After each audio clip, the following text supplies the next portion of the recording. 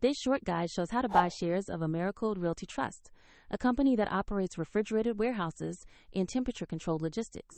Americold trades on NASDAQ under the ticker COLD, and this video is for educational purposes only, not financial advice. To buy, you need a broker. I will use eToro as an example to demonstrate the steps. After registering, you must verify your account, usually with an identity document, and add funds before you can place an order. Use the platform search bar and type the ticker COLD to locate Americold Realty Trust.